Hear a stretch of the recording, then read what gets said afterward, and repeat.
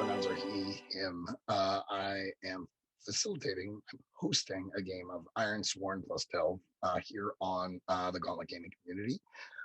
And I'm really excited to play this game with these friends. Blake, you were the first one on. Would you mind doing an introduction?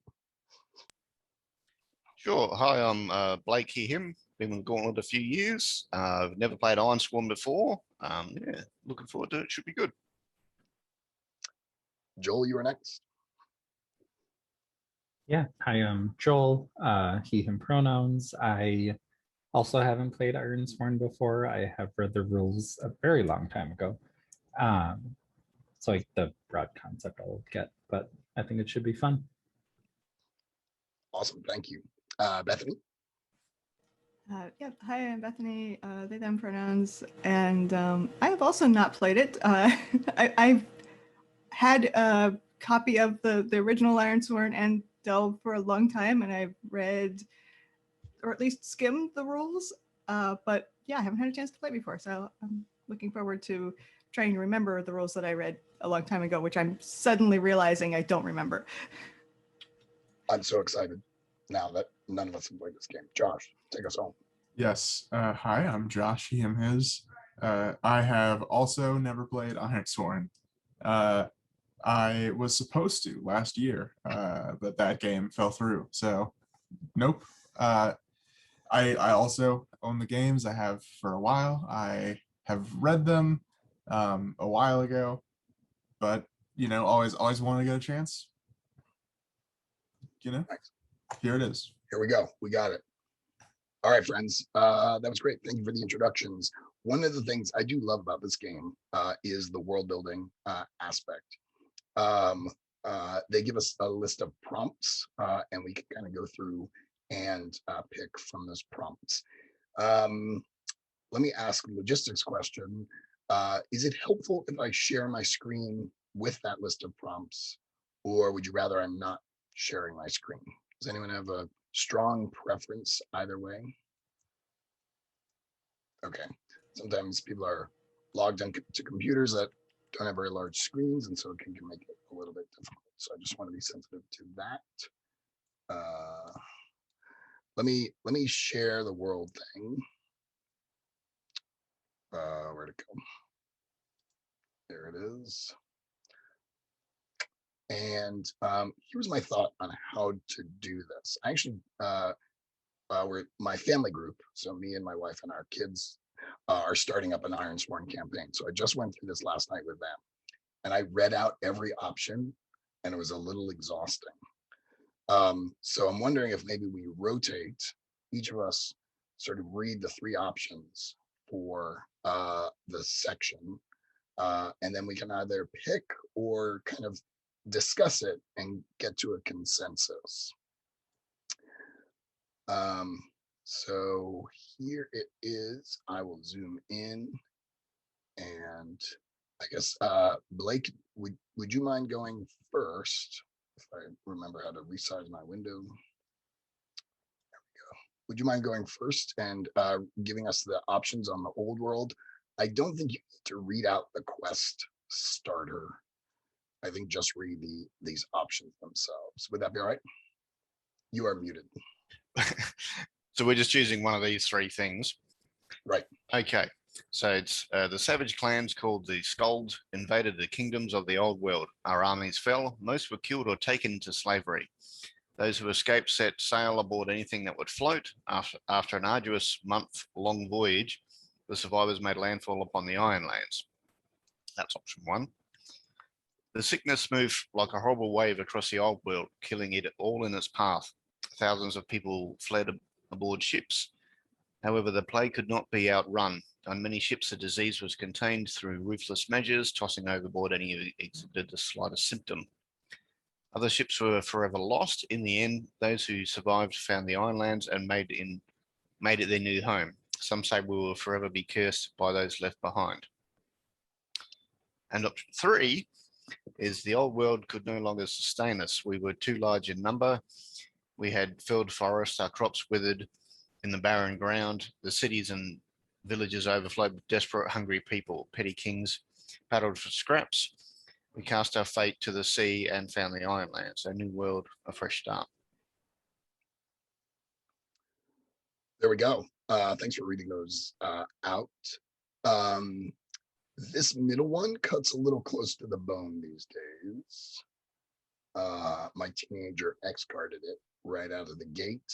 Does anyone else feel strongly about this one?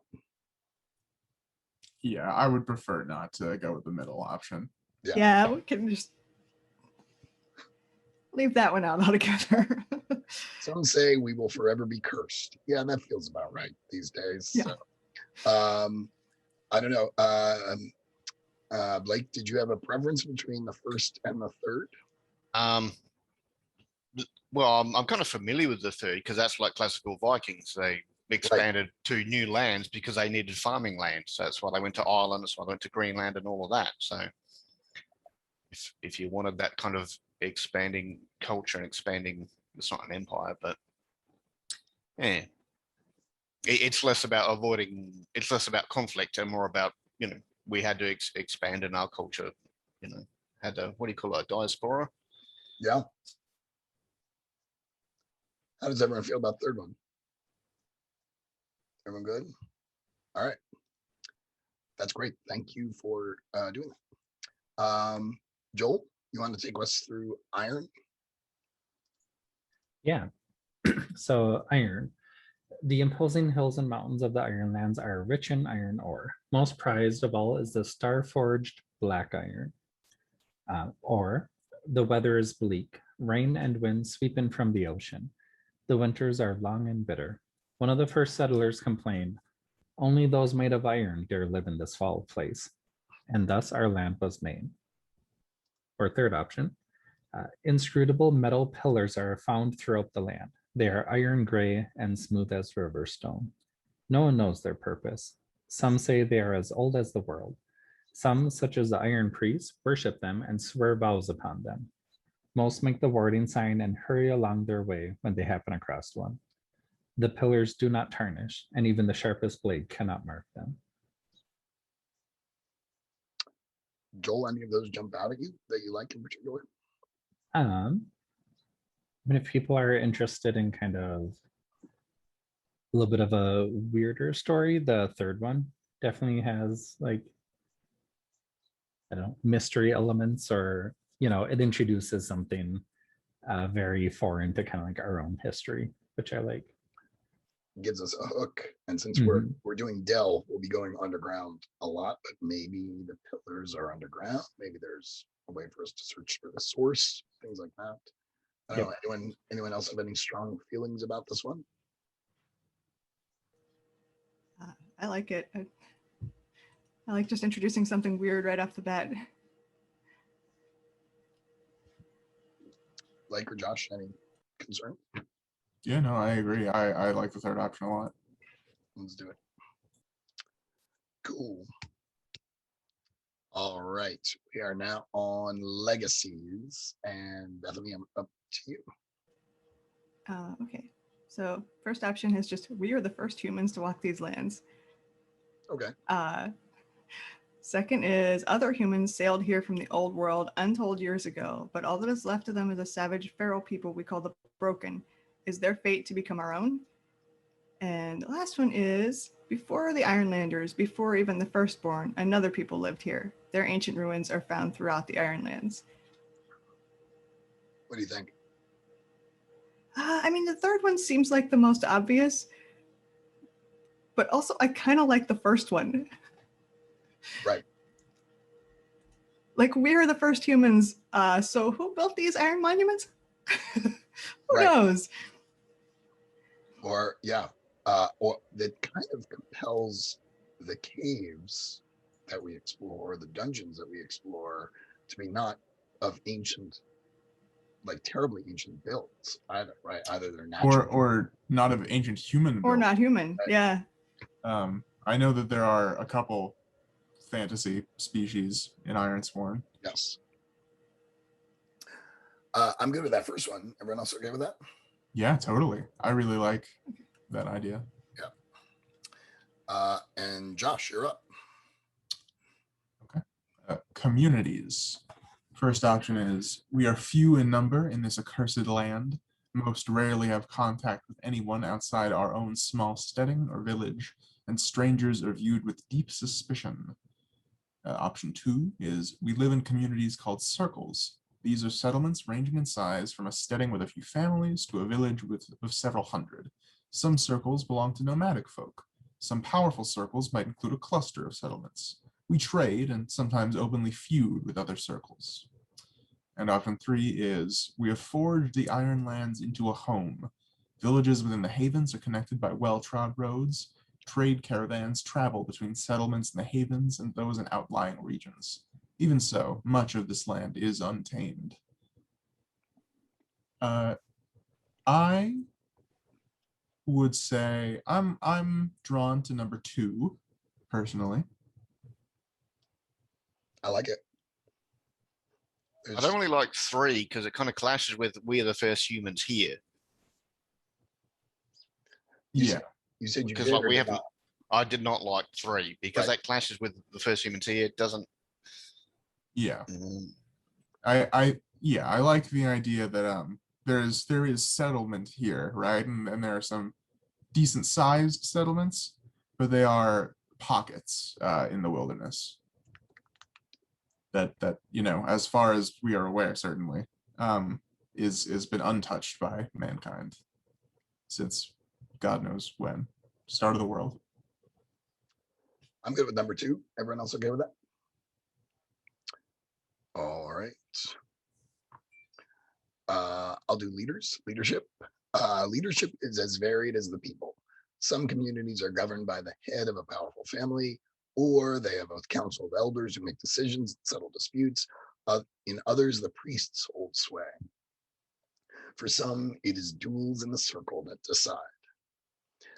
Option 2 is, each of our communities has its own leader called an overseer.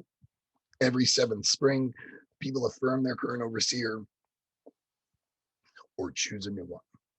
Some overseers wear the iron circlet reluctantly, while others thirst for power and gain it through schemes or threats.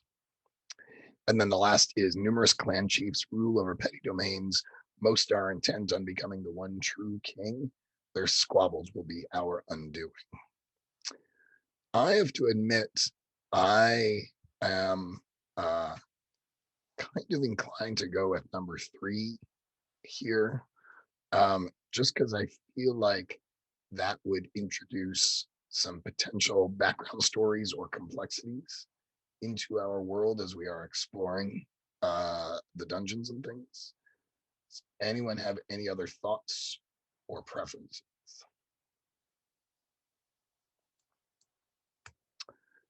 So say we all. Right. And we are back to the top. So Blake, you can talk about defense.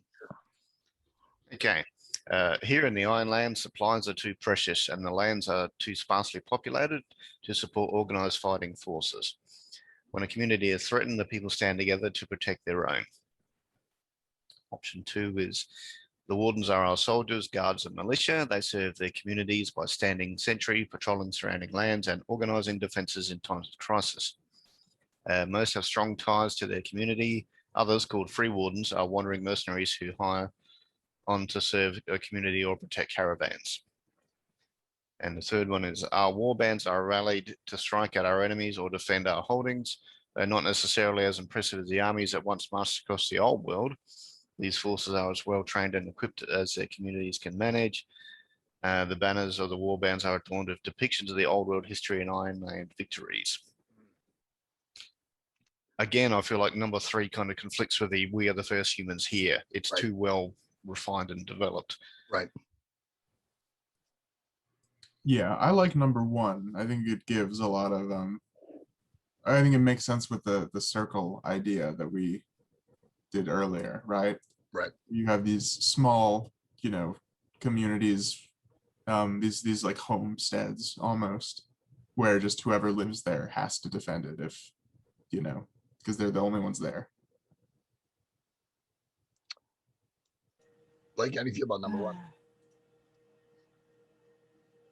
Good. think with the leaders though, maybe 2 would make more sense. I mean, if it's like wannabe kings squabbling, they need some kind of militia or army, right?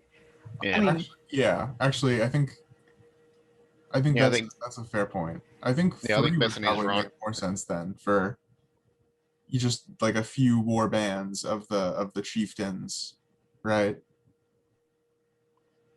Of the petty kings. Because I feel like number 2 is like a really organized, sort of like army law deal.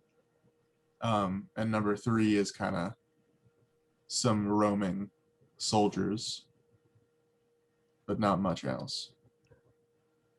What I liked about number 1 was, I mean, the the fact that we've got these numerous clan chiefs and they're all becoming the true one king, and they're squabbling. And I think the reason behind their squabbling is that they just and the reason why they're all kind of competing to get to the top is because supplies are too thin. So that's what resonated. that does make sense, yeah.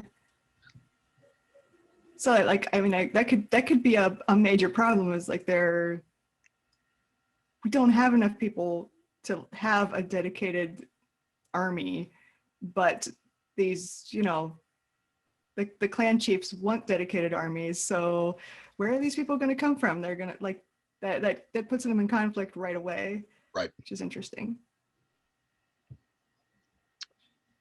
I know, Blake, you were the one who read this out loud. Do you have any very strong preference? Well, yeah, when I read it, I thought 3 was more sort of refined and professional than 2, but it's actually the other way around. 2's actually right more. I feel like Joel's been quiet. Joel, you got any thoughts on this? Joel, you got I mean, when I kind of initially read it, to basically do a little cop out, but like, I think a balance would make the most sense, where you have some circles who do have like war bands and they're kind of like the very conflict heavy circles, and then others are more, I don't know, kind of like the Wild West, like the first one, where everyone kind of bands together to protect their own circle. So I think between the 2,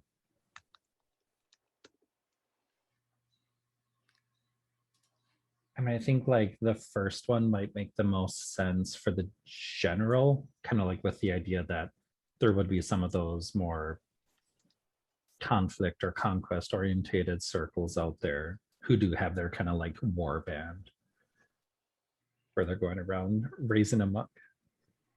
So maybe I'll just to avoid sort of having to write something on the fly, I'll pick this first one. But I like, Joel, where you're going, where maybe we are aware that 1 or 2 of these war chiefs, clan chiefs, have been able to put together much larger defense forces. Mm-hmm. Is that what you're getting at? Yeah. I like that. All right. I think it was Blake who discussed that one or started that one. Yep. So maybe, Joel, you're up to mysticism here. Yeah. So first one is, some still find comfort in the old ways. They call on mystics to divine the fortune of their newborn, or ask them to perform rituals to invoke a bountiful harvest. Others act out of fear against those who they suspect of having power. However, most folk believe true magic, if it ever existed, is lost to us now. Or, magic is rare and dangerous, but those few who wield the power are truly gifted. Or finally, magic courses through this land as the rivers flow through the hills. The power is there for those who choose to harness it, and even the common folk often know a helpful ritual or 2. Which one of those do you like the best? Initially, I'd probably say maybe not the first one, just in case anyone in the group was interested in picking up a ritual. It would seem weird to like have ritual magic and the first option. I kind of like the second one, where it's rare and dangerous, and if we do encounter it out in the world, it is, more powerful or more gifted. Not everyone has access to it. I'm okay with that. Yeah. Any concerns about that? No, that makes sense to me. Yeah, I noticed that the stuff that Blake has on the sheet has some, ritual focus. So I think it would make sense there definitely is the potential for some true magic in the world. Like, does this option work with the character you had in mind? Oh, the character can change. That's just an Okay. idea I had. I mean, we could start the first session with me being chucked on a fire or something. It's whatever's good. Well, what I like about this is that there's a respect for the people who do have magic, that it's not regarded with suspicion, generally regarded with suspicion. So, all right, Bethany, you want to walk us through religion? Shouldn't be controversial.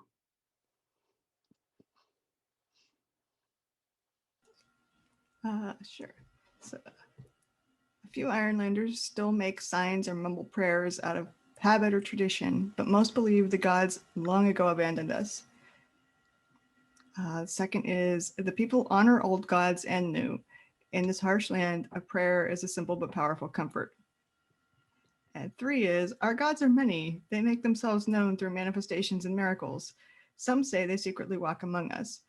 The priests convey the will of the gods and hold sway over many communities. What do you think, Bethany? Which one do you like? Yeah, again, I don't want to cut off character options. So I kind of like the second one because it leaves it ambiguous. Like, we don't, like, it doesn't say that the gods exist or not. Right. But that people do honor them. I like that ambiguity. Like we don't see the gods performing miracles around us. Right. It makes room for both believers and non-believers. And that the non-believers don't have any disrespect for the believers and vice versa. It's just right. And it's not like one of them is just really obviously wrong and how can you not see this, Right. It's, right. Yeah. Everyone okay with that one? Great. Josh, your turn. Firstborn. Yeah, of course. Firstborn. Number 1, the firstborn have passed into legend. Some say the remnants of old tribes still dwell in deep forests or high mountains. Most believe they were never anything more than a myth. 2 is the firstborn live in isolation and are fiercely protective of their own lands. And 3 is the firstborn hold sway in the Ironlands.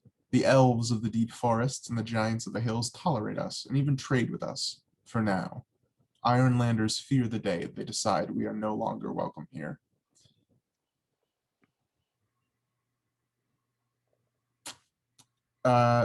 Well, this is a pretty big choice. Do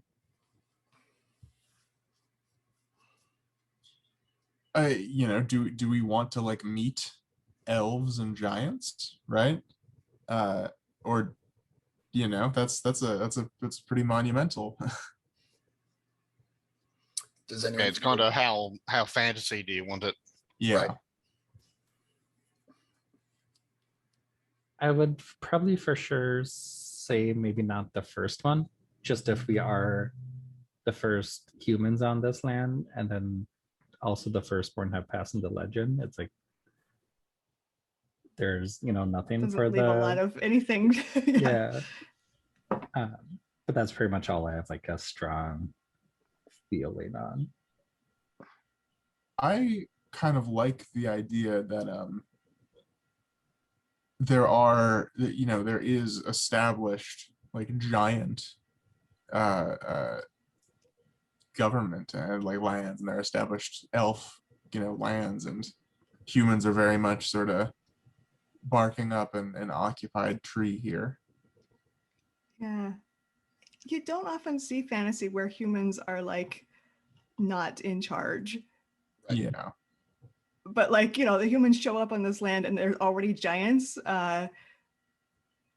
That's you know, and you have to The like giants like have it not make them too angry. you know. The giants are good, thank you very much. Right. Yeah. Yeah, exactly. They don't have any need for humans. They'll just Sure, tolerate. We'll trade with you, little Yeah. humans. Yeah. I don't know what you could possibly have that we couldn't get for ourselves, but there's also something very tempting about making these cultures like very distinct. Like maybe the giants already have, I don't know, a democracy, right? And they sort of run on a parliamentary system or something like it's so foreign to what the humans are dealing with. Yeah. This also gives us kind of rich things for us to be digging for, looking for in terms of our delves too. Alternatively, maybe the humans have pushed, though it seems unlikely given our relatively recent arrival, we've pushed the firstborn into isolation, and now we're kind of exploring all of their, in part, exploring all of their old sites. I think that if we wanted to do like a developed kingdom, that would make sense. But especially because we are pockets of humans in the harsh Ironlands. I don't know if we would have had the ability, right? That if we had like the colonizing power to sweep out these people who were there before us. So Number 3, it is. Sound all right? Yeah. That's really cool. I'm excited for that. I find these more pluralistic approaches far more compelling storytelling. So, all right, I will do beasts, and then we only have horrors left. The beasts of old are nothing but legend. A few who travel deep into the forest and high mountains return with wild tales of monstrous creatures, but they are obviously delusional. No such things exist. And the next one is monstrous beasts stalk the wild areas of the Ironlands. And then the last one is beasts are everywhere. Beasts of all sorts roam the Ironlands. They dwell primarily in the reaches, but range into the settled lands to hunt. There, they often prey on cattle, but attacks on travelers, caravans, or even settlements are not uncommon.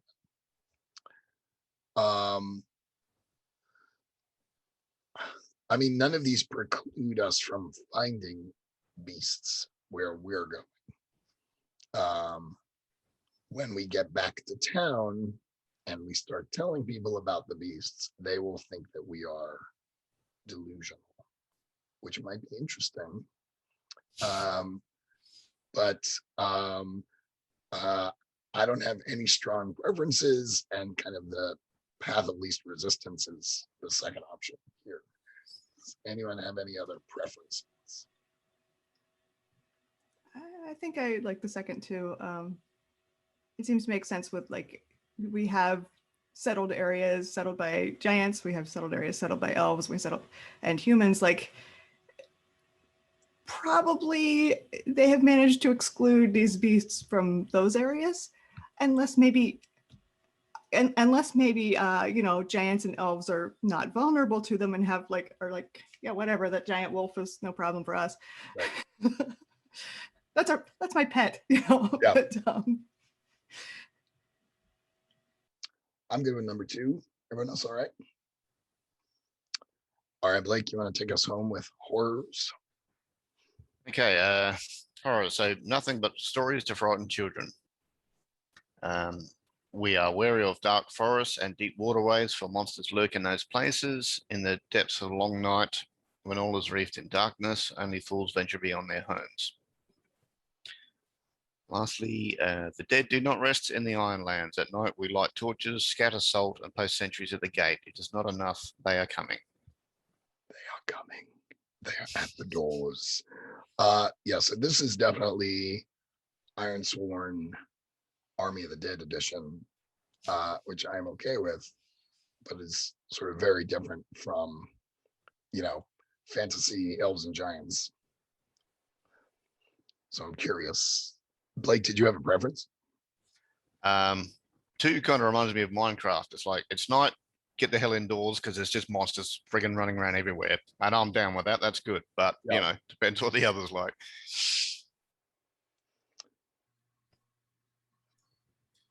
Yeah. Again, I think this is a very pivotal. If we pick 3, it's, it becomes a zombie game also. So I think that 2 is good, right? I think that they're, especially, a dungeon delving, right? Right. There's the potential of these awful horrors. But they're not knocking on the door every night. You kind of have to go into looking for trouble a little bit. Yeah, I'm torn between 2 and 3 just because I don't know. Dungeon delving with zombies sounds interesting, but I also like how you had mentioned, Josh, where it's not every night that we're having to like encounter these horrors. It's more just when it's dark or when we're venturing, into the dark, into their area. I don't know. Could we leave the narrative door open that if something happens, we could say this triggers the change from 2 to 3? Always. Oh yeah. Any game can descend into a zombie apocalypse. that can happen in masks. It's Yes, that is true. At least once a month, I have a game that descends into a zombie apocalypse. Yeah, I like to. I agree. Like, I don't want this to start and end as a zombie apocalypse, but this also says to me, dark forests, deep waterways, and dark dungeons. Right, these are places where the monsters lurk. So we can find them. We can find a zombie down there or a ghost down there. But during the day, walking on the road, we don't have to worry too much about it. So. All right, we did it. We got through world creation. I've got that in the world tab on our character keeper. That feels pretty good. We are meant to go to character creation now. Let me just see what the book tells us.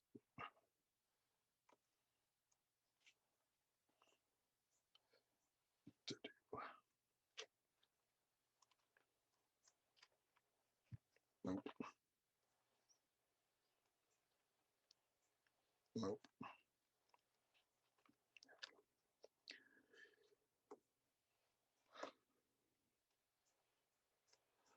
Yeah, I think unless there's something anyone else wants to do on the world, maybe we turn our attention to characters. Take that a little ways, and then we could take a break, and then come back and look at some delves. So I'm going to stop sharing that, and we can turn our attention to the character keeper. There's, if you do have the book, the character creation summary is on page 47. And one of the things that it suggests is coming up with a concept for your character, which I think is good. And I don't know if we want to talk about that right now, just to kind of make sure that we're sort of balanced out. So as we go through it, I don't know, Blake, maybe you can get us started. Yeah, I just sort of made up an archer, but having said that, if someone's dead keen to play one, I can change it. No, I like that concept. That sounds great.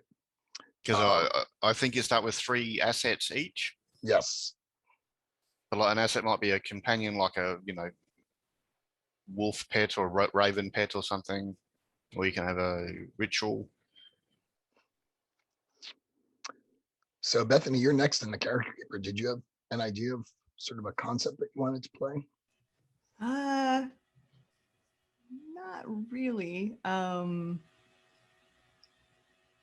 Is there movies or series that you were sort of trying to draw upon for this, Dan, or you had anything in mind? Or that's a good question. Not really. I've been I rewatched The Witcher on Netflix, so I'm sort of intrigued by just the proliferation of sorcerers.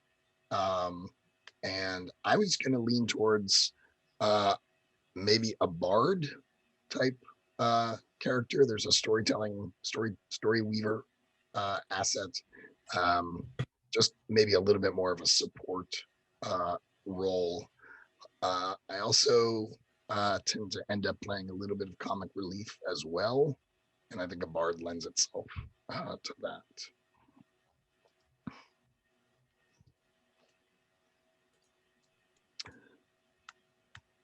Bethany, any ideas? Uh, You want to think about it some more? I mean, I tend to play either like, fighty tank characters or weird magic characters. I could go either way here. You could use one of each of those. So maybe I'll come to Josh. Josh, did you have any ideas of character concepts? I also do not have a very strong picture in my head right now. I was gonna glance over the assets, see if I can't pick out anything interesting to start basing myself on. Okay. And Joel, since we're going around, I might as well ask you, did you have anything in particular you were interested in? I am kind of in the same group as everyone else where like I don't have anything super strong that I'm drawn to. So I'm kind of doing the same thing. I'm just looking at the assets to see like, does one sound really interesting? And then like picking a couple other around that. All right, let's do that. So Yeah. why don't we take a couple minutes just to kind of peruse assets. Yeah, I've got a PDF in there. It looks like Blake, you dropped in a Google Doc of the assets as well. So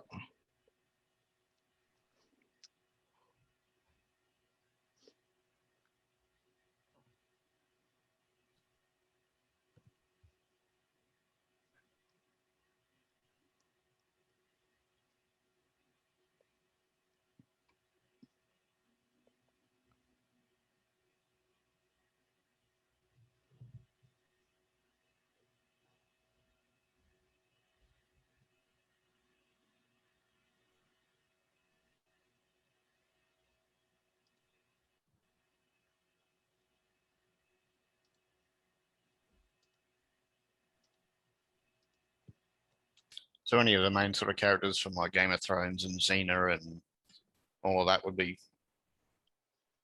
appropriate to base on.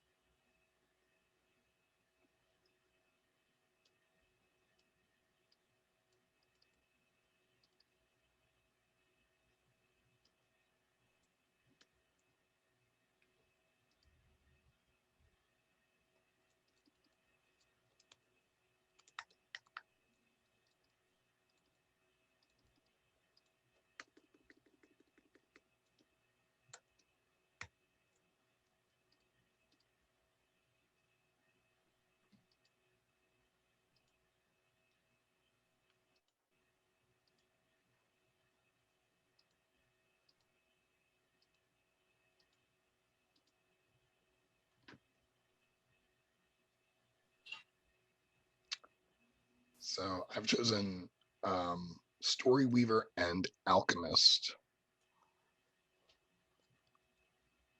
which is the closest I get to a cook who plays a musical instrument on the side. And I will probably I'll probably pick some kind of combat just to make sure I can fight. If you open PDFs in Google Sheets, it'll actually let you cut and paste the stuff to assets in that.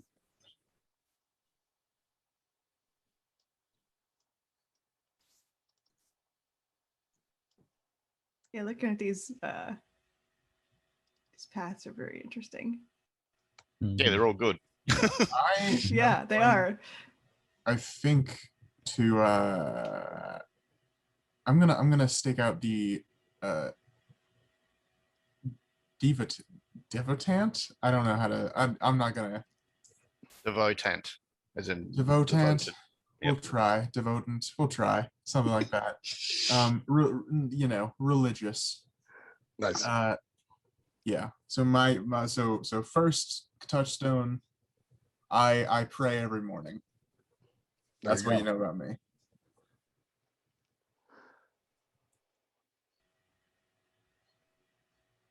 I'm kind of liking Animalkin, but I'm also kind of liking Spirit Bound. They're very different. Yeah, I was kind of looking at either the there's a few different talents, but like cutthroat or trickster for a very like sneaky, devious type character, or like herbalist, kind of also a little supportive. What did you say the first one was? It is called, Was that What was- Trickster? Did you say? yeah, trickster, Yeah. cutthroat. I think I saw like an infiltrator one, just very stereotypical rogue type Yeah, traits. yeah, that's the closest. You can still do that and still be a herbalist. It's not, you know. That is true. Right. Yeah, that's a good point. I mean, poisoning people is a long-standing, rogue Right. thing. That is true. I might. Yeah, I think I will do that.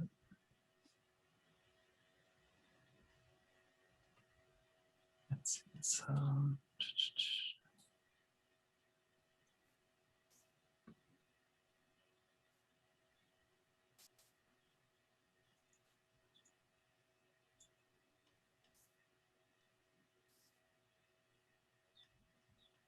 Actually, now that I'm thinking about it, Spirit Bound and Animalkin both involve like having a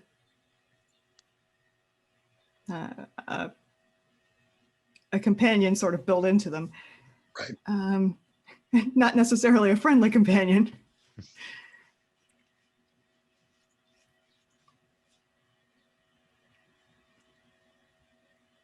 So I gather Could always Ironsworn's, take both.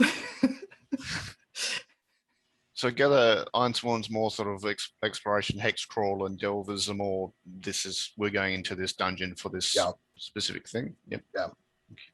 Yeah, one of the things I liked about Delve is it didn't add any assets, which was surprising, but it did add this mechanic. I'll just hold it up to the screen. To kind of create a site out of two cards, really. One card is themes, which sort of describe kind of different or have different descriptors like ancient or hallowed or corrupted. And then domains, which are sort of the physical places like frozen cavern, pass, mine, ruin, sea cave. So you put those two things together and it creates narrative options for you. Yeah, very cool. Yeah.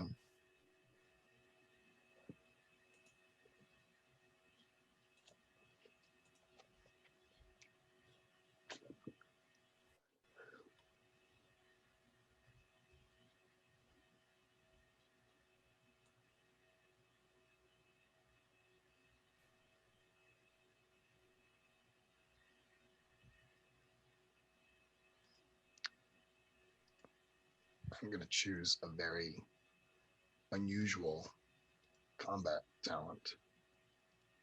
Slinger. Pretty excited about that, actually.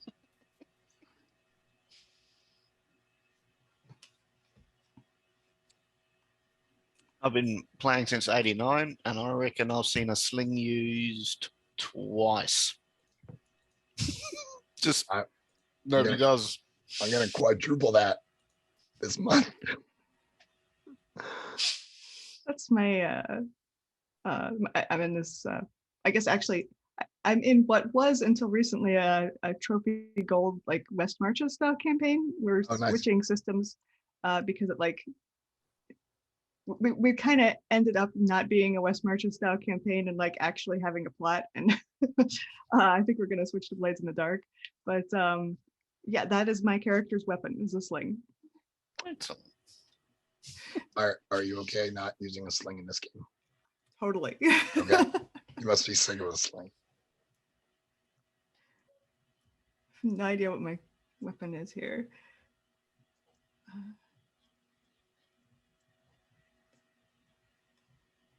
I'm gonna take the staff as Nice. my weapon. Going for some humble ones.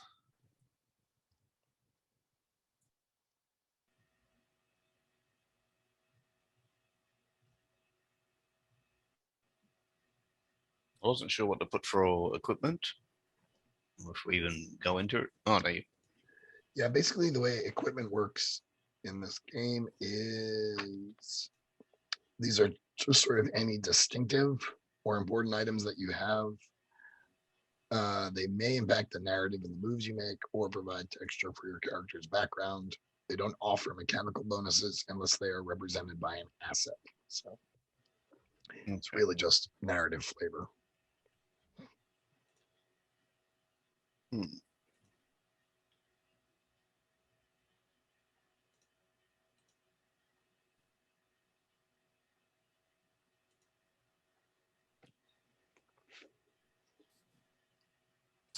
And for my third, I'm gonna say that I have a mammoth. It's not often you hear that sentence. So I love it. And does the mammoth wait outside when we go into the dungeon? Mammoth is very well behaved, yes. The mammoth grazes, takes a break. You know, we take the stuff off its back. It enjoys the rest. There's I mean, no one's gonna steal a mammoth, right? No. It'll trample you. It's no one's gonna come after us exactly into the dungeon either. When we come out, it's like a puppy. It excitedly jumps around in a circle. There's an Instagram account that's called Dogs Waiting, and it's just pictures of dogs that are sitting patiently waiting for their people to come out of the store. Now we need mammoths waiting.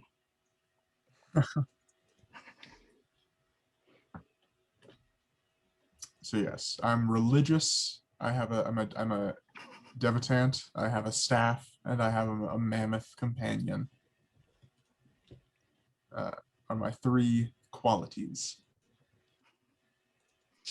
You should call it Reason, because if they don't listen to you, they can listen to Reason. Stop. That's good. Or is the mammoth named after your god? I think that might be disrespectful, unless it's the god of mammoths. It might be. Maybe I'm a traveling debutant of the god of mammoths.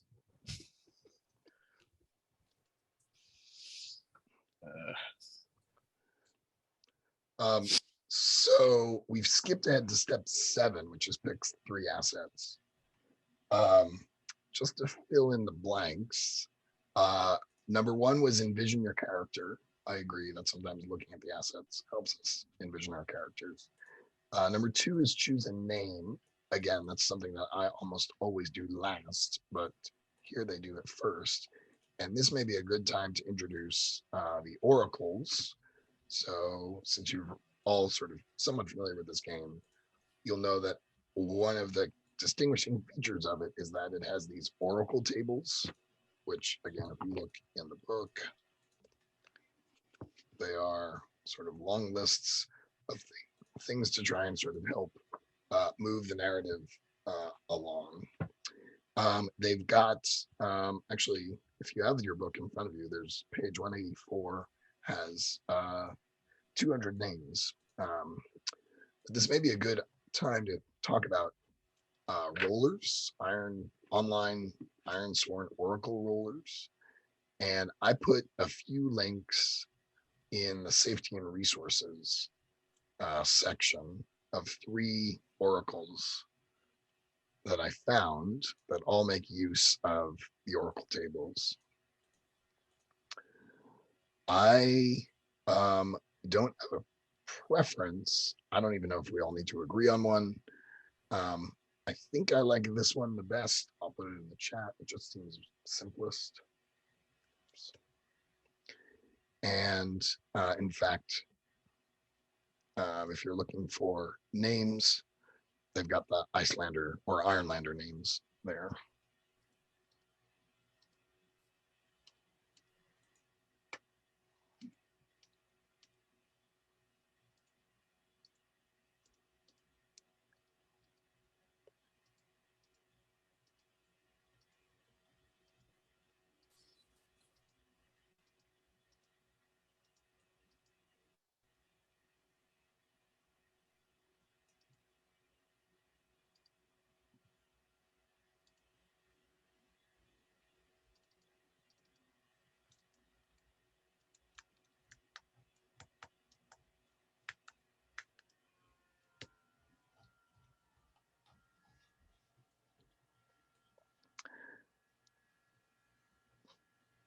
The only other,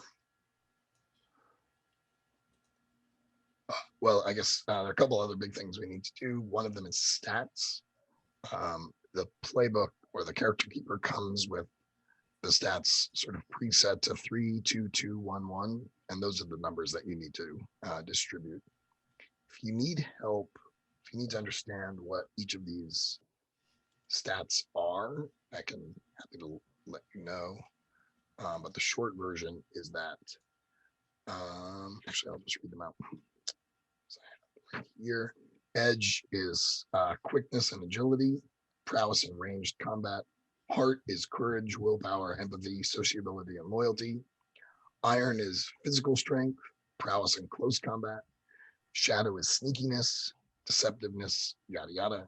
And wits is expertise, knowledge, and observation. So you got 1, 3, 2 2s, and 2 1s.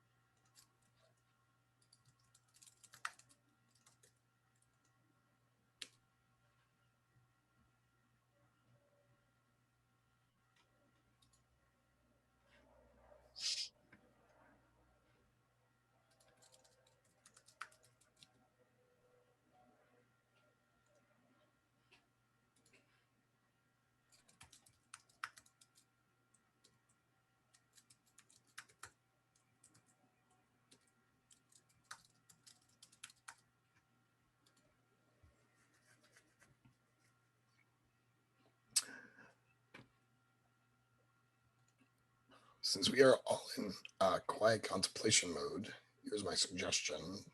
Why don't we take a break? And I've got 6 past the hour. And why don't we take 10 minutes, reconvene at 16 past the hour, or 46 past the hour. and then we'll do quick character intros, if that's okay. We're supposed to do bonds. Though I don't see I do see a place on the character keeper to keep those. And then we can sort of talk about our vows and then move on to the delve. Sound okay? All right, so I will see you all in 10 minutes. Thanks. Yeah, like there were two options. It's like cut it yourself with clippers or let it grow, and everybody made one of those two choices. Yeah, I was not. I did not have enough faith in myself for that. So I did, and it probably was misplaced, but we've all become far more forgiving and compassionate to ourselves and to our comments. Yep. So, yeah. All right. Where's everyone with character creation? Are we ready to do some quick intros?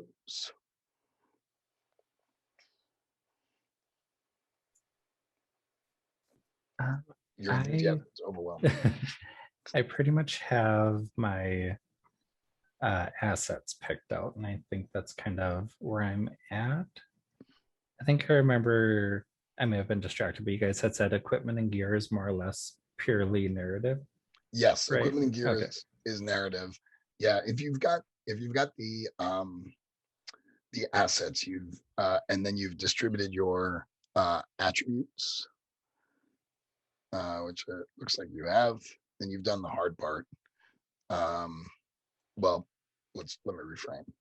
Picking the name is the hard part. You've Mhm. done the other mechanical things. So The name and picture. yeah, there's not really any good Viking bards. That's kind of a hard one. You go Tyrion from Game of Thrones or the Witcher's sort of offside henchman guy.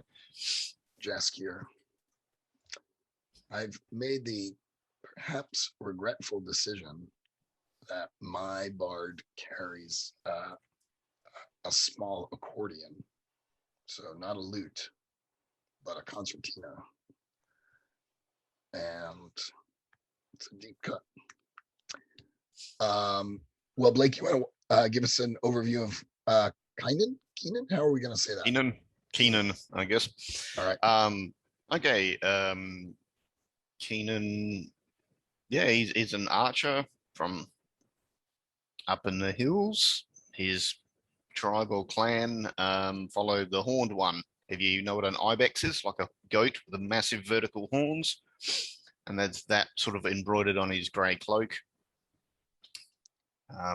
He's done some caravan guarding, and he's Did you want us to go into vows and stuff, or? Yeah, if you've got a vow, that's great. The rest of us will need to do those. Yeah, I was thinking he was guarding a caravan and it got raided by, how do you pronounce it? Varu, which are like wolf creatures. But we can change that if it needs to fit in with the others. That's cool too. And which assets did you pick for him? So he's sighted. He's good with a bow. He's an archer. And augur, which is kind of like you have a chat with a bunch of crows and they give you the lowdown. Because I thought that kind of fits with being an archer and stuff. As you do. Yeah. Yeah. That's great. And he's a dad, so there's sort of a look of horror in his eyes that doesn't go away. No. Nice. Trying to make the area safer. That's kind of his motivation. That's great. Cool. Thank you. Bethany, you ready to introduce us to Torin? Yeah, I don't know anything about him other than his name and his assets, but I do not have any kind of backstory or anything. Yeah, Torin. Well, I guess one of the assets comes with a backstory, so that's cool. Yeah, Torin is spirit bound, haunted by someone whose death he caused through his actions or failures. I think this is like a sibling who holds a grudge, but like they're still siblings. even though one is now a ghost and is pissed off about dying. That's rough. Yeah. So Torin is definitely motivated by guilt. do you feel bad about what's happened, or is there literally a ghost that you can see and they're literally haunting you, sort of thing? Both. I think I do feel very bad about it, but also there is a ghost. I don't think that they're like constantly visible or anything. And my other go ahead. no, I want to hear. Okay, my other assets, I have the leech ritual, which allows me to steal points of harm from whatever I'm attacking, and like take it for myself, and like at the next step, I can give it to other people too. Wow. And I have a spear. That's my combat talent. Nice. That's great. So one of the things that we need to be thinking about is bonds. These are living NPCs who are just part of our story. There's not again a huge mechanical aspect to this, though you will notice on line 8 of the character keeper, there's a bonds section. I think because you have, I think the way this works is because you're going to have 3 bonds, you will have 3 ticks, is what that is. So something to be thinking about too is who some of your background characters are. Josh, you want to introduce us to Henian? Yeah, of course. I am playing Henian. Henian is. I also know very little about Henian, I'm afraid, but I can tell you a few good things about Henian. Henian carries a staff with him wherever he goes. It's a walking stick. It's a fighting stick. It's a, it's a sometimes it's a tent stick. It's very useful. Henian also has a mammoth pet, which is, I think, rare for human herders. They're a little bit big, sometimes a little bit dangerous. Henian only has the one. The mammoth's name is Bashtu, which is a giant name, because he got it from a giant. And how old were you when you got this thing? Did you have it as a kid or recent? No, or? this is a young mammoth. Henian raised the mammoth, but Henian was an adult when he got the mammoth, I think. Henian is probably like 40 something. He's a grown man. The mammoth is I don't know, let's say 10, 15. In his prime. And Henian is also a devatant of the god Nekun. Nekun has Nekun has a skill associated with him. I believe that the skill is, let's say, wits. Nekun is a clever god.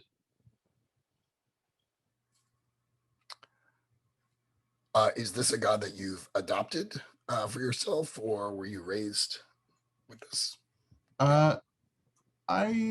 Yes, I think that this is a god that Henian chose to follow. He has a long history. He was not always quite so devoted to godliness, but he realized that Nekun was his patron, that Nekun was a beacon of light to follow, and now he wanders, right? So he mostly is I think goes from place to place. He preaches a little bit. He trades a little bit. He spreads the word. Nice. And how did you acquire the Bashu, the mammoth? Did you win him in a bet, Millennium Falcon style? I think that it was a gift from a giant mammoth herder who saw the way of Nakun, Oh, nice. who Henyan has not seen for some time. Gotcha. Their travels led them apart, but 15 years ago, Henyan converted this giant to Nakunism and was given a mammoth cub as a present. Fantastic. You did not realize it was going to get so big. It was so cute. When you No, he was so small at the time, but No, it just gets bigger and bigger. they always grow into their paws, though, or trunks. That's the case. Thank you. Joel, do you want to introduce us to Nadira? Yeah.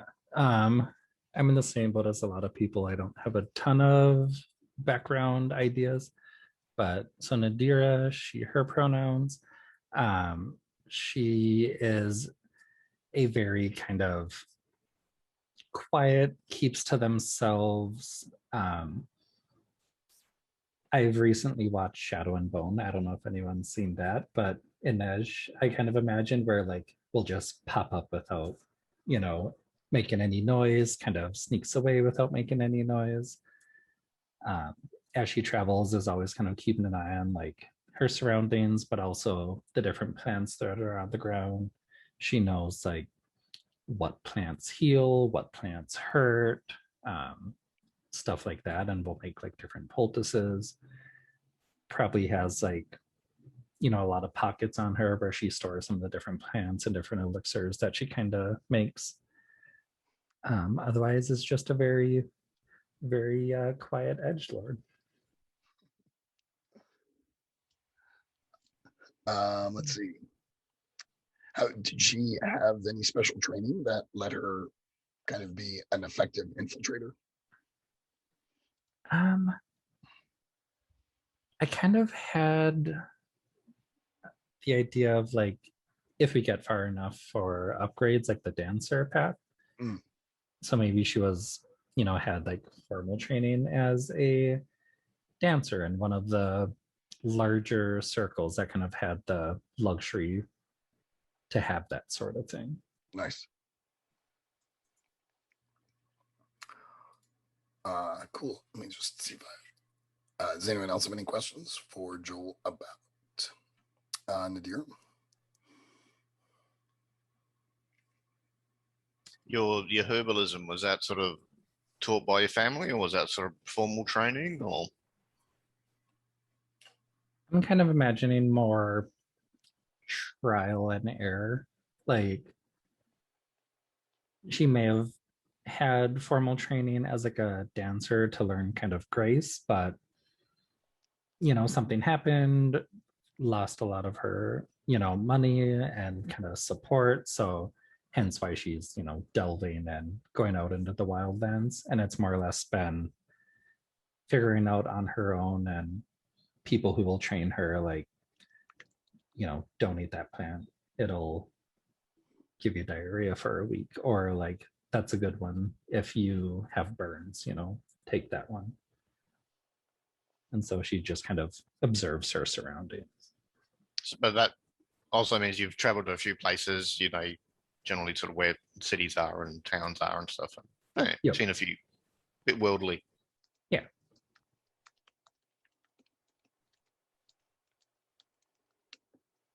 Awesome. I love it. And I will tell you all a little bit about Sasko. Sasko is he, him. My concept for him is somewhere in between a bard and a cook. So I ended up taking the alchemist path and the story weaver path, as well as the slinger combat talent. I'm trying to decide if he was a entertainer first and became a cook later, or was a cook first and became an entertainer later. But I have this idea that maybe his grandmother was an elf. So he's sort of 1/4 elf. That's how these folks talk about it.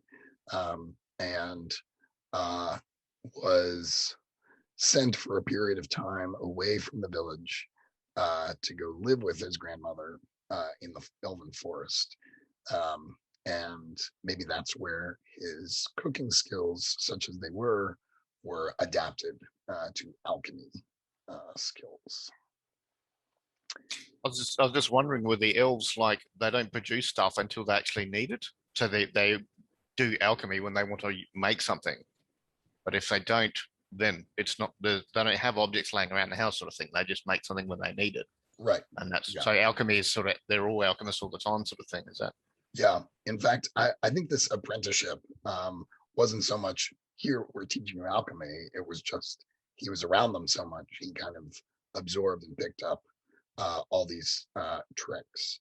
And it's almost like in every meal, they're like, well, we feel this way, or we think we need this, or we need that. So they make tiny adjustments to their meals to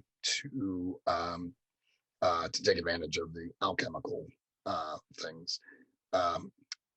It only requires very subtle chemistry for the elves, and so with humans who have much less nuanced palates and biology, he needs to sort of use a lot more ingredients, so it feels much more like alchemy when he's doing it among humans. How did you learn the fearsomeness that is the sling? Um,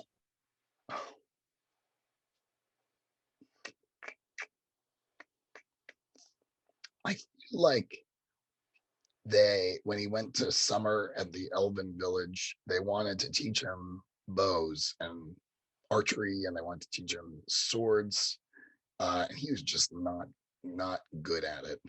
And so they found him something that he can use. This is like when you're in band in high school or elementary school and they give you the triangle because that's the only instrument you could play.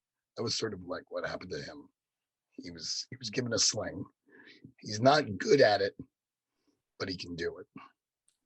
So what it sounds like is when you came back from your time with grandma, you're a different person.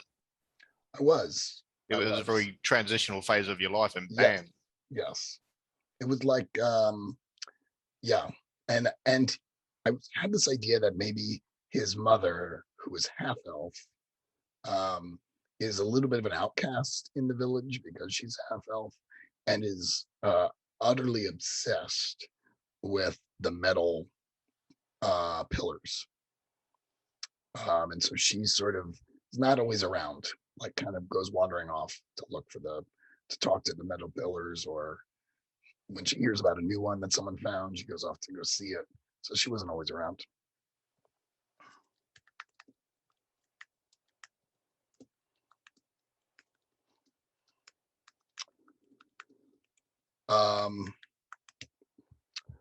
This is quite a band of merry adventurers. If anyone can find a bard with a concertina picture, I would be grateful. You can come up with some bonds. Now, again, these are NPCs. So obviously my grandmother might be one, my mother might be one. So where were you supposed to write these? There's not really a good place. So I added some lines at the end. Mechanically, mechanically, it's really just some ticks. So 4 ticks makes a check or makes a complete box. So it looks like the way the character keeper is set up, you can select a certain number of ticks. So my read of the background bonds is start your first session with up to 3 background bonds. Make note of the people or communities you share bonds with. So it can be a community as well. It doesn't have to be a person. And mark up to 3 ticks on your bond progress track.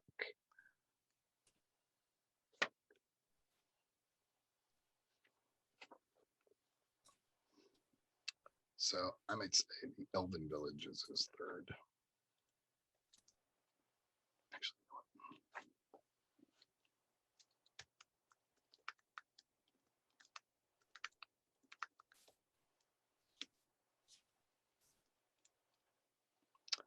I'm just going to take a moment to write my bonds down.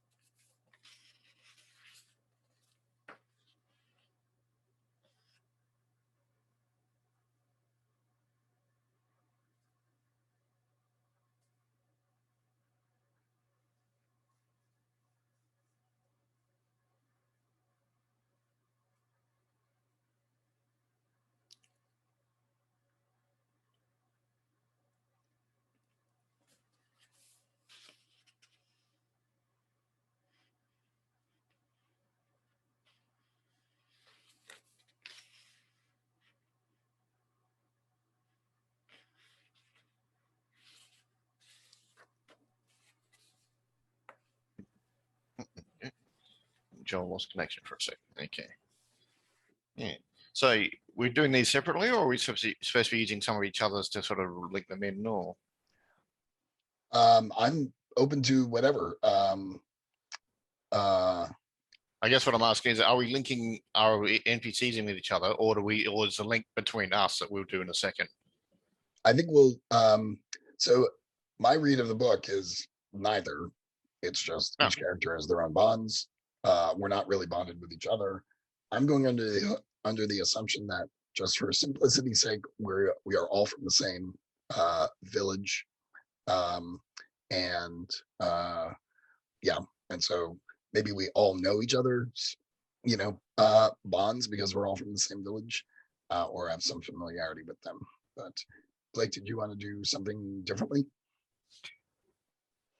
No. It looks like some of us have already put notes about our villages and stuff, but also like myself and Henion have traveled a bit, so maybe it's sort of villages in the same area, and we could have all met each other through our travels because both he and I are not young, so we've been traveling a while. We could have all met each other several times and then heard about whatever situation or opportunity this delve is. Yes, I love that. I'm going to bring up the map so we can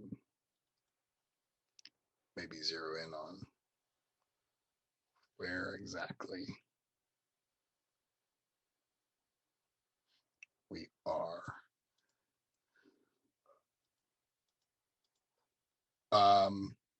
I've already sort of shared some of my bonds. Blake, you want to walk us through Kieran's bonds or Kyman's bonds? Sorry. Yep. Yeah, he's got 3 kids. Because it gets cold in winter and all that. So yeah, he's got 3 kids that he goes for long periods without seeing, unfortunately, because he's caravan guard. He's got his wife, Serene. She's an axe warrior. Yeah, don't piss her off. Basically, and the area he's from, there's the Horned clan, or they follow the Horned one, which is the ibex with the big vertical horns. Live up in the forested hills. And yeah, so he goes on long treks for weeks at a time and then comes back and he's bought or made them some sort of present. And that's why he's doing all this, to keep the area safe. Awesome. That sounds great. Bethany, it looks like you are still working on yours. So, who's this? Josh, why don't you tell us about Henion's bonds? Yeah, of course. So I put down the Hall of Nakun, which is the biggest, probably the only real freestanding, chapel that exists for Nakun in the Ironlands, at least. It is a religious community, largely, but it exists as a. There are some people who are there more for service and for a safe place than really because of zealotry. But Nakun is a crafty god, so there are many scribes in the Hall of Nakun who come to spend some time copying texts and distributing the Holy Writ. I also have Khatir, the mammoth herder, who 15 winters ago I traded for Bashtu the giant, the mammoth. And I sometimes we cross on the winter roads, and it is rare. I think it's very, very, very rare for giants or elves to be remotely interested in human theology. They have their own stuff, they don't really care about ours. And for the most part, humans have their own stuff and they don't really care about giants, right?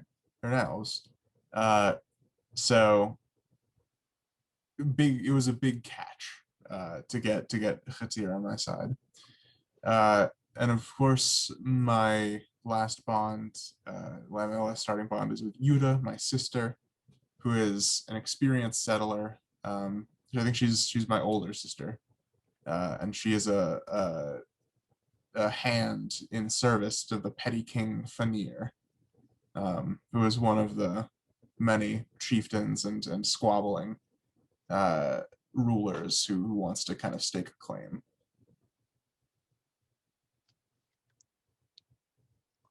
Very cool. Does she live in the same village as, or in the same area as us, or is she Yeah, far I along? think that probably certain within a couple days at most, right? And do you see the mammoth herder regularly? Or No, but I think that it is I think that level of interaction between a couple of between a human and a giant trader is rare enough that when we cross paths every few years on our great pilgrimages, um, we reunite and we sort of talk about what we have in common, which is a surprisingly large amount for a human and a giant. you both love mammoths. So. Both love mammoths, both love Nikun. Yeah. That's great. Joel, you want to walk us through where you're at? Yeah. I have Amara, an elderly medicine woman who first taught Nadira about herbs, Nice. only after Nadira poisoned herself and kind of had to learn an antidote. The Whispering Willows, which is a free-spirited kind of community or village where Nadira first learned how to dance. They rely on another nearby community for protection since they don't really have a lot of fighters. And then I was just coming up with something about Moral, clan chief who paid Nadira to kind of spy on and observe another clan, and Nice. yeah, paid her good money to like not be seen and not tell anyone about it. Is this sort of an ongoing arrangement, or is this a one-time thing? It's ongoing. I think like whenever she's kind of traveling, and if she's ever in the area, she'll like stop in with Marl and see if he has any work for her. Nice. I had told you all about my half-elf mother and my grandmother. They now have names, and I added Myrtle. She is an alehouse matron, and she occasionally lets me play or cook for some extra cash. And Bethany, looks like you're in a good place. Yeah. So I think Torin was not originally the person whose idea it was to like leave the farm and go exploring. That was his sibling Kaya, but Kaya died due to some screw up of Torin's and holds a grudge, but like it's still family, so we'll help him out. Other bonds are Ellis, who is a guide who like takes travelers safely between villages. I think she's rumored to be part giant, but like that might be bullshit. Nice. She is very tall, and she does have green hair, so like maybe, or maybe she's just weird. Yeah. And Alban, the grandfather who taught him to fight, mostly just to fend off wild animals on the farm, but that's where he learned like the basics of how to use a spear. That's great.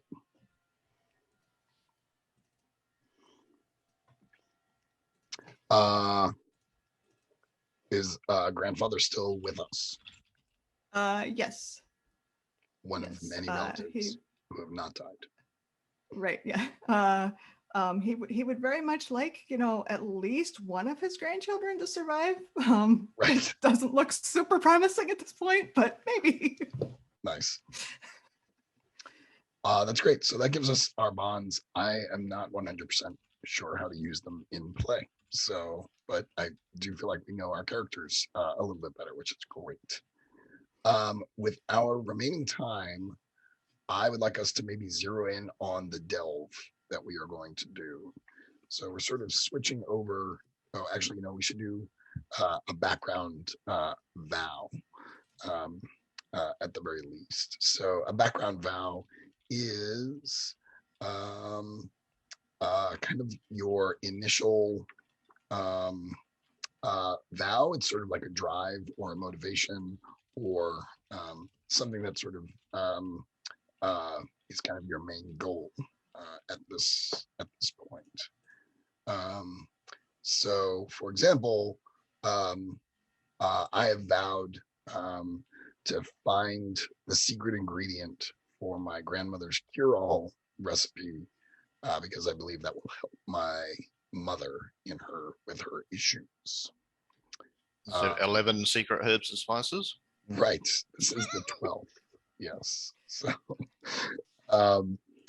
and Blake, you had one for Keenan. Yes, this is a big epic one. So this is set my uncle's spirit to rest. So I gather every now and then I'll have a dream where my uncle's trying to talk to me. My family thinks he's missing, he's dead. Yeah. Nice. There's probably a bunch of ways I could tie it into the rest of your bonds, but right. Yeah. So but it's a big ongoing quest, basically. Right. So anyone else have any other ideas for their background vow?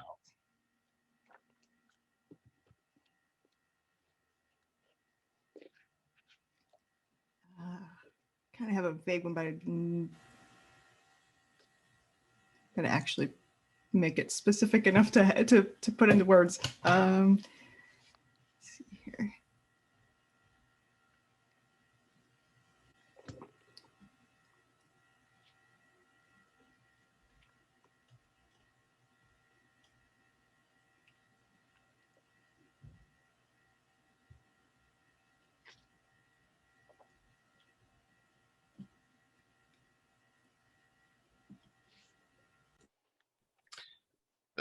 Just as an idea, the Whispering Willows things, maybe they need like leverage or collateral because of the community that are protecting them are starting to push their ways onto them, sort of thing, and they need some leverage to get independence, or at least enough to say, hey, leave us alone, sort of thing. Oh yeah, like help them become self-sufficient, or I like that.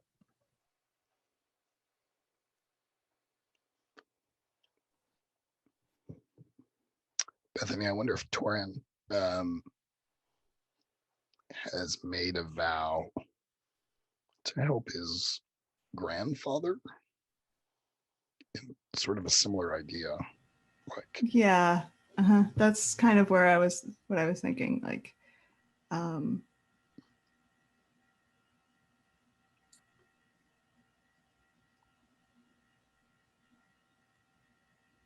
way to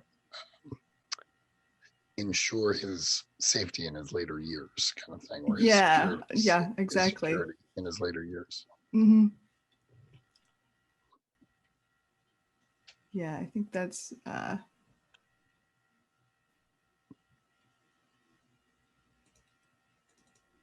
want to find something valuable enough that my grandfather will be taken care of. Nice. And Josh, do you have any ideas for any? I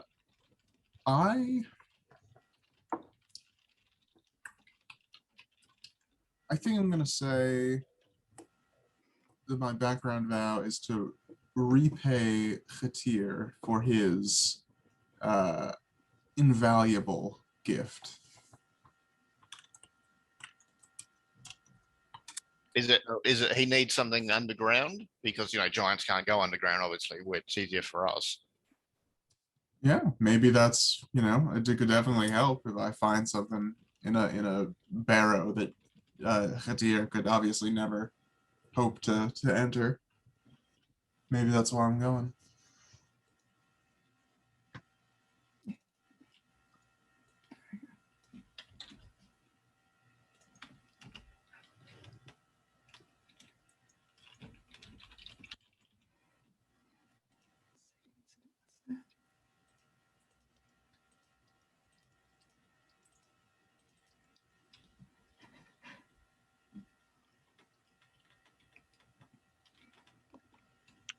Sorry, I'm just looking at these.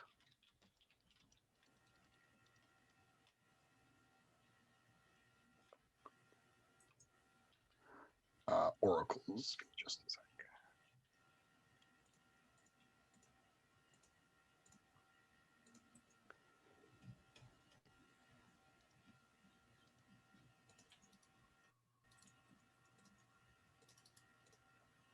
All right. So I feel like we've done characters pretty sufficiently with our remaining time. I'm wondering if we zero in on the kind of delve that we will do, and maybe we have that kind of ready for us so we can get started next time.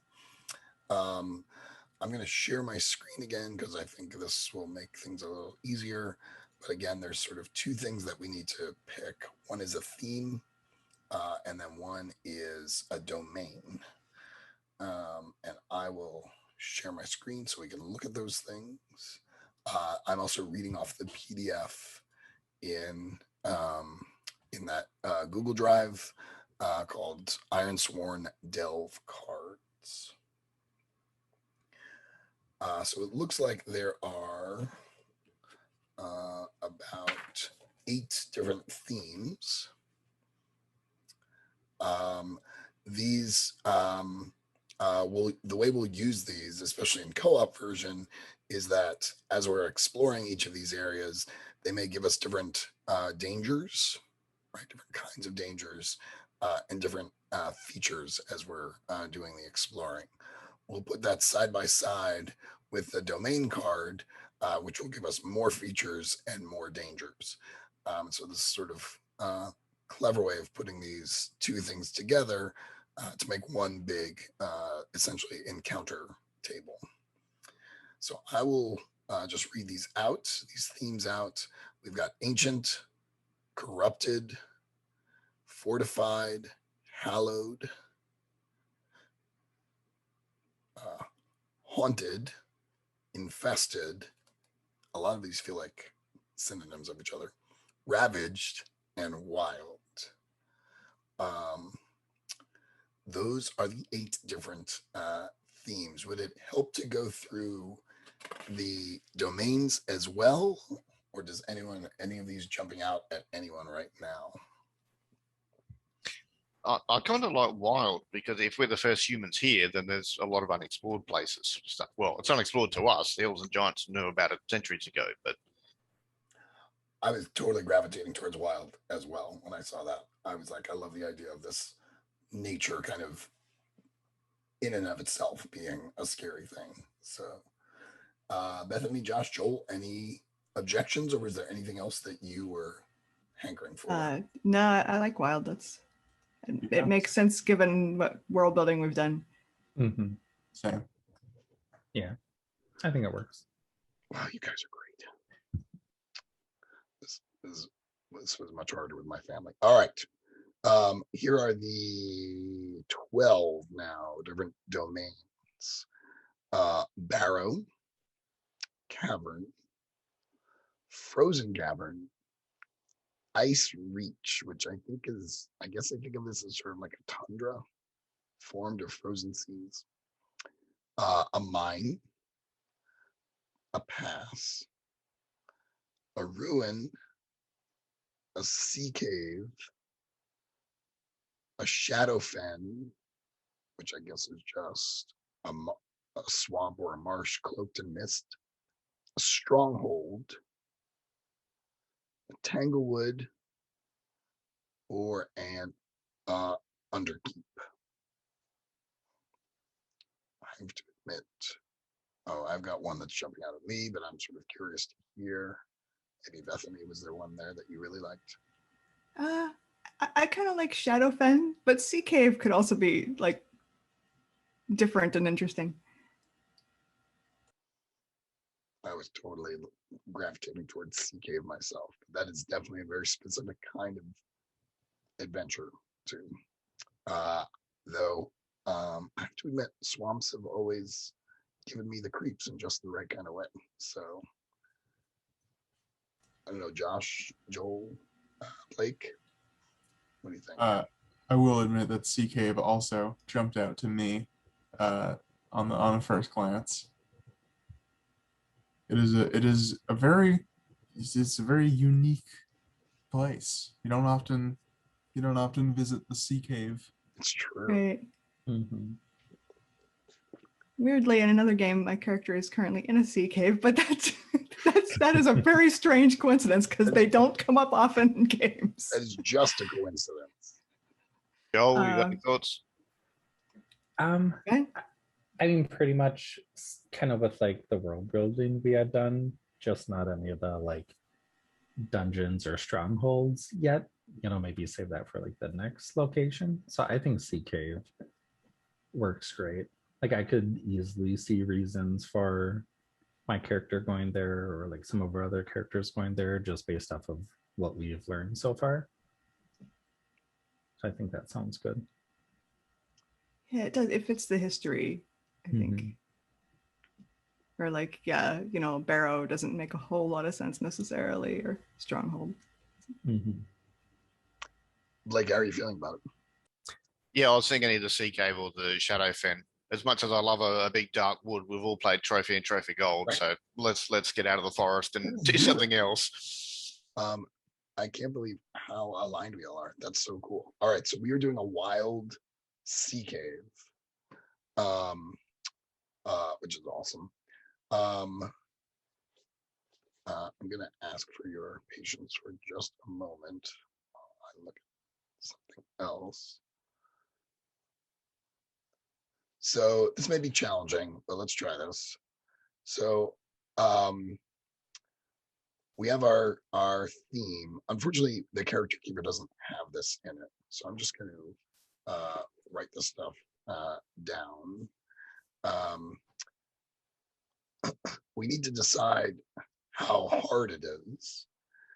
If you've read the rules, you might recall that these different levels, troublesome, dangerous, formidable, extreme, epic, describes essentially your velocity, how fast you fill this meter.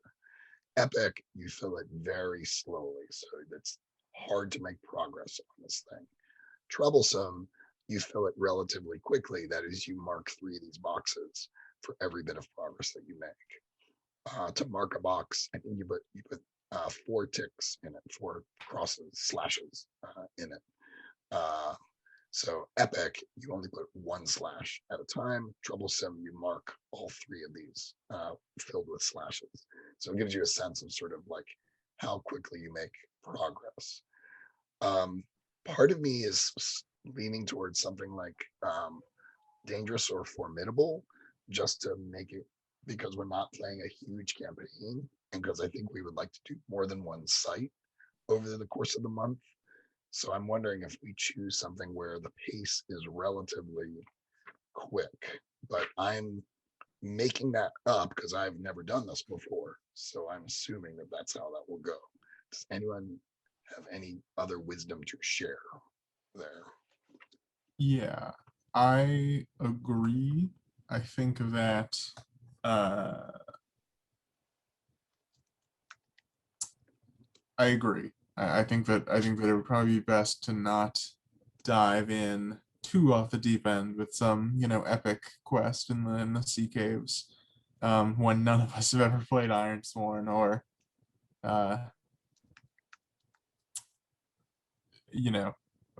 etc. Mm-hmm. I believe these things are measured in terms of areas. So it's a dungeon crawl. Yes. Instead of a map that we're filling in, we are just sort of dealing with different areas. Every area we complete, depending on the pace that we choose, is a certain number of ticks or check marks per area. So if we do formidable, we're basically marking one of these boxes per area. If we're doing dangerous, then we're marking 2 of these boxes per area.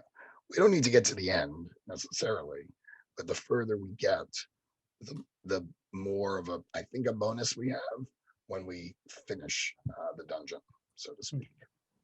So I'm inclined to do dangerous. I think I'm inclined to do dangerous, which is 2 per area. Yeah, I was kind of thinking about it because I kind of got the impression that we wanted to do different delves and not just spend a lot of time exploring one place. So I would like that. lean. I think that's good. Yeah, I would lean towards dangerous over formidable, just because none of us have played the game. We don't know yet how long a formidable delve will take, and we very well might have poor dice rolls where we are just stuck in a dangerous one all campaign. Yeah, we can always do dangerous with a view to taking formidable if the first one's too easy and quick, sort of thing. So we can crank it up later. Love it. So we're agreed on dangerous. The other thing that we could do now, I think maybe we just go around the table once and each pick a creature for the denizens. So we sort of build our own encounter table. And I am personally very flexible here. We know it's a wild sea cave. I believe the books have different creatures, but I will not stand on ceremony because I think what we can do is just pick something that's relatively close. And you can see, I don't know, or maybe you can't see. If you tilt your head back and you have progressive lenses now, you can see that this is essentially an encounter table, right? So it goes from, it's a D100 encounter table. We don't have to fill all of these in, but we can indicate what some of the things that we might know of are in here already. How does everyone feel about just naming a denizen of these sea caves before we wrap up? Sound okay? Yeah. I'm going to go around the table. Actually, I'll go in character keeper order. Blake, can I put you on the spot to go first? Yeah. I was kind of thinking like albatross, but it's as if someone's put the brain of a goose in them, so they're really aggro albatross. That was worth the last 2 hours, honestly, just getting to aggro albatross. Which slot do you want your aggro albatross in? Probably very common. If it's coastal, yeah, there's going to be a lot of them nearby. It may be they're a mile down the thing, but that's not far for a bird to fly. So, love it. I love that. I love Angry Birds in all its forms. Who is next? Character keeper order. Bethany, you are next. Character keeper order. Yeah, I mean, it's hard to beat aggro albatross. How do I follow up on that? I mean, you can't have a sea anything without a giant octopus, can you? Of course. No, if you weren't going to say it, you know I was going to say it. That's giant octopus. And what is its commonality? What are my options again? There's very common, common, uncommon, rare, and unforeseen. Would probably be uncommon or rare. Let's go with rare. Yeah, I like it. I believe Josh is next. Yeah. Yes, I am. I think that there are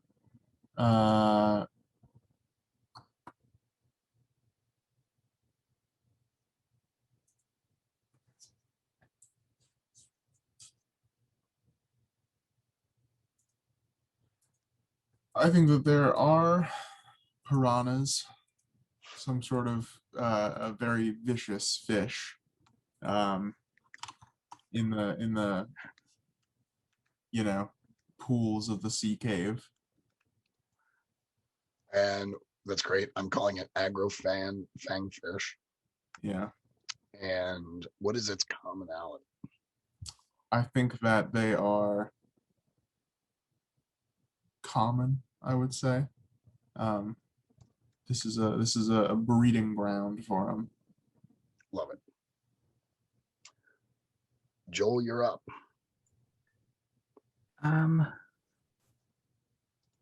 I don't think we're the only people who have heard about, riches or, wealth being in the sea cave. So there's some rival treasure hunters or plunderers, basically are like evil counterparts, just us with twirly mustaches. That was amazing. And I think evil just depends on your perspective, let's be honest. That's fair. So that's great. I love it. And what is their commonality? I think it's uncommon that we'll encounter them. Yes.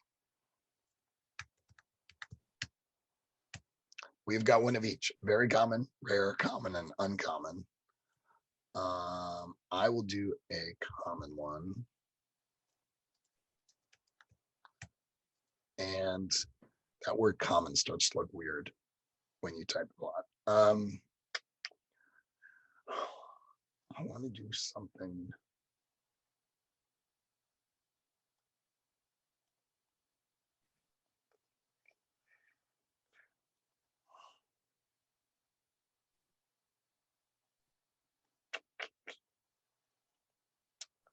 I'm thinking,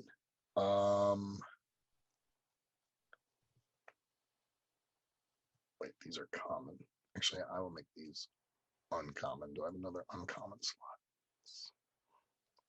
Are you thinking sort of animal or I was supernatural? trying to or- think something maybe sort of like the oceany or sea equivalent of a centaur, some kind of, but not a merfolk. And so I'm wondering if it's sort of like half person, half eel. Is that too gross? or silky, the people Cool. that can change into seals and Oh, interesting.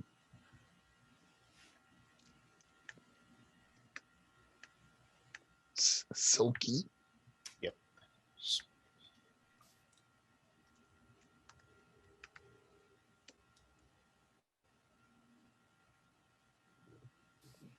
All right, let me just look that up.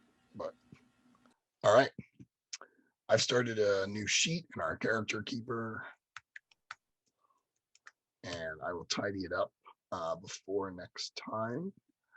But we are doing a wild sea cave that is dangerous, and we've at least got, thank you, Anonymous Dragon, and we've got the start of our table. I'll add kind of numbers in and make some more blank spaces there. I guess I wouldn't mind if we have just one more moment. What is our objective? Why are we going down here? I've got an idea. I love it. Go for it. Those there were like iron pillars that they can't be harmed in. I think we put in somewhere in the background. Yep. Maybe they pop up in when there's alignment of the planets and stars and stuff. And what's his face's mum said, "Yo, get on this." Who was that? That was my mom. Yeah, it was. Yeah. Yeah. Maybe I mean my personal I can wrap this into my personal story. Either mom went off to go check on the sea cave because she heard there were a lot of metal pillars in there. And I'm like, I can't let her go into a sea cave. Or maybe this is where grandma's secret ingredient comes from. It's somewhere in the sea cave. But I wouldn't want to drag you all on my personal mission. Is it possible? I wonder if we can tie this into our world. I mean, In we did missions. come over here on boats. Maybe there's some kind of like legend that our ancestors landed at this cave and hid a lot of goods down there or something. Oh, there's an old shipwreck with supplies. Yeah. Yeah, we're 2 generations in, right? So this Yeah. is they stashed the the ship Yeah. on the mainland in this cave when they landed here, and We're anticipating a hard winter, and we're desperate because crops Right. are not good this year, and so we're going to explore this rumored shipwreck. Yeah. That feels right. Yeah. And Blake, I'm sure we can find a way to tie it into the metal pillars, the inscrutable metal pillars. Does that sound all right? That's what the ship wrecked on. It hit one of those. That would be cool. I would love that. But when we say metal pillars, are we talking 10-foot tall or like Devil's Tower? How big are these things? Because I was thinking Devil's Tower, but it sounds like you guys are thinking the smaller. no, I was thinking like a obelisk, Yes. Yep. So much smaller. Yeah. Okay, cool. Like, I guess as tall as a medium-sized tree, maybe. Yep. Okay. Tall enough that like it would be like the top might be right below the water, in a shallow area Yep. of a bay, and a ship would run it. There was a Warren Ellis comic called Trees. Did you ever read that? It's a very obscure Warren Ellis comic, but it sort of reminds me of this, where these enormous pillars just appeared everywhere on Earth. People had no idea what they were for.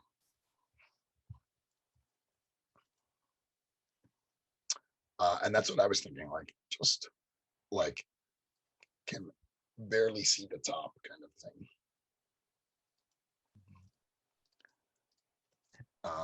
Okay. Friends, I'm super excited about this story. Can I trouble us to do some stars and wishes before we wrap up? This is the first time exploring Ironsworn, so some thoughts on this would be great. I will once again go in character keeper order. So Blake, that makes you first. Are you okay starting on stars and wishes? Okay. Well, yeah, we didn't do a lot of role playing, I guess. I guess we No. sort of fleshing out characters. No, it's good. I've kind of got an idea of sort of where we all are. A bit of a motley crew. There's no obvious tank here, a DPS person or anything. Well, maybe. Nadira seems like a bit of a DPS person. But yeah, we'll see how that goes. Should be good. Like I say, I like this world we've created. I'm curious about where it's going to go, and I'm hoping we set off a swarm of these albatross. Be like the birds. Definitely. I like the prompts for Delve. They're sort of solid enough to give you some ideas without being too constrictive. Yeah. Anything you especially want to dig into next time? Any wishes for next time?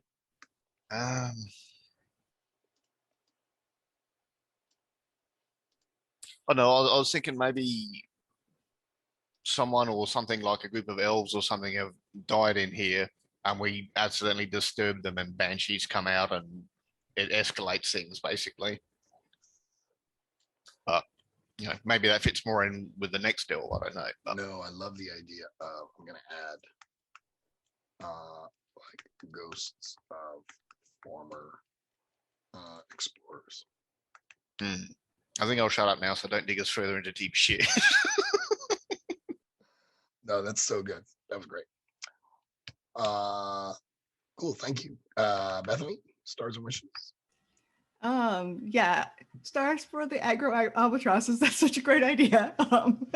And the whole thing with the mammoth also, like, I don't know, the mammoth just kind of defined part of the setting so quickly. It's like, oh, okay, we have mammoths.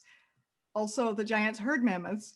Also, the giants, at least one giant is interested in religion enough to trade a mammoth. Like there was just so much world building just in this like explanation of how this guy has a mammoth. It was super cool. I everybody's backstory had actually except probably for mine had a lot of like world building just built into it. Like in order for this to exist, this this world must have this particular thing. So I really liked that that unexpected like world building after the world building phase. And wishes, anything you want to see in particular next time? Wow, yeah, I not really, like not anything specific that isn't already going to be done. Like I'm just kind of interested in turning these characters loose and figuring out the mechanics and just trying out this system. Great. Josh? Yeah. I really enjoyed the world building survey. I thought that it was really nice to sort of go collectively and work out sort of what kind of fiction, like what kind of worlds that we wanted to tell our story in that much detail with that much variability. I'm very excited to explore this weird world, and these strange sea caves and all of it. Wishes, I don't know. I am my wish is that everything will go smoothly. I will spend this week rereading Ironsworn probably. So that way I don't stumble when we have to start picking up dice. But yeah. I'm hoping that once we start interfacing with the rules, we'll keep on our good path. It's my wish. I'm not too worried about it, but we will do our homework. So yeah. Thanks. And Joel, stars and wishes. Yeah. Stars, I mean, pretty much like what everyone has said as far as doing the different prompts for the world. It kind of like Ironsworn kind of tells a little bit of a specific story, but the prompts we chose, like our world could be drastically different if we just switched up a couple prompts. So I liked how much, each person kind of had say over like, this is what I think religion should be like. This is what I think defenses should be like, different stuff like that, with like people's input and sharing ideas, which I thought was great. And then Bethany, like you said, which I didn't even realize, how much world building happened after the world building phase, where it was, since this is such a blank slate in the Ironsworn world, what we kind of said about our own characters determined like, okay, so this is a thing, giants have their own religion, or elves are alchemists, that sort of thing. We're like, we now know this. So in another delve, or with the elven ghosts that we might encounter, they might have some alchemical issues that we have to deal with. So I just think that's a cool feature of like a very cooperative game where there isn't the GM who's like already done this. Everyone's kind of come up with this all together. Right. Wishes, I would say, more or less just to play the game, like to kind of engage with the rules, do some moves, see how the dice work, see how the track resolution or vowel resolution kind of plays out, that sort of thing, just to be able to see how it plays. Gotcha. Yeah. That was great. Thanks. Mm-hmm. My stars. I found I agree with you all. I love the world building.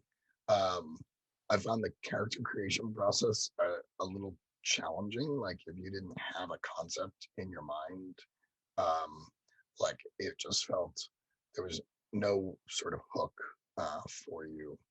And as much as I like the world building, I almost wanted there to be maybe a couple more hooks in there to kind of give us some concepts to build off of. And I agree with Blake. I really like the delve. Like that process turned out to be A, far smoother than I thought it was going to be, and B, far more inspirational than I thought it was going to be. Like we just picked these two words, and essentially that kind of created this flood of interesting ideas for us.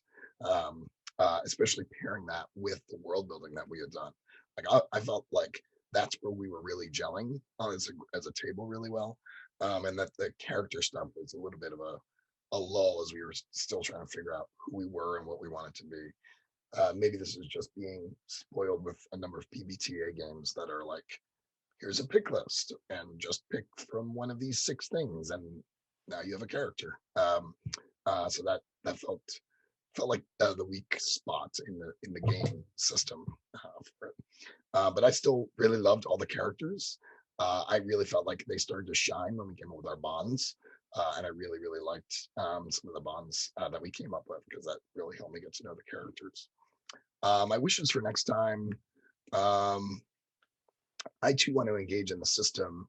I think we should think about, are we going to do kind of more, I mean, we should see where the fiction takes us, but do we want to beat up a lot of monsters?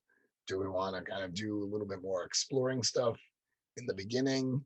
Do we want to kind of sort of, let's be deliberate maybe about which moves we're leaning into, since we're all kind of new at this.